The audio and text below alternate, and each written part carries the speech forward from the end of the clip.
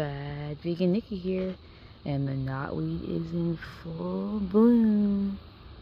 There, you guys can definitely see all of them.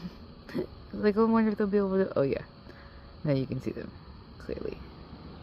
But, I mean, look how wonderful this stuff is for them. Ooh, there he is.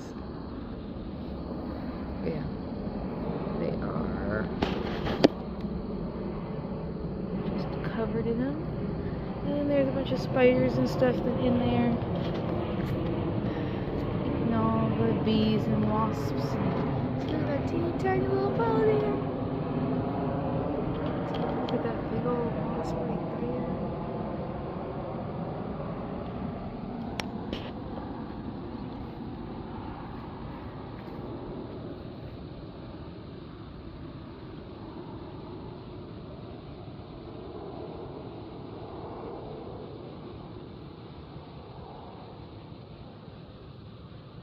You can just hear them too. It's like a low buzz, like I'm in a beekeeper place.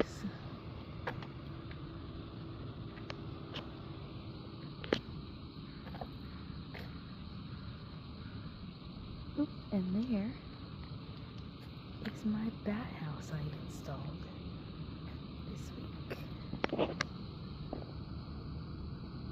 Kind of might twist it, but that's a good direction. Most of the storms come in that way.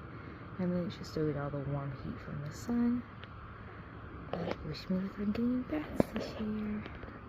But that's where the knotweed forest ends. I have to teach it not to be over here. That's the knotweed property right there.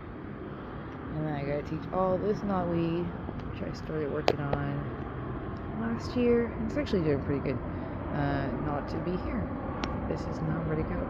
My property ends right there too, so it's a little hard to do it when there's like this big gap spot here. We'll work on it.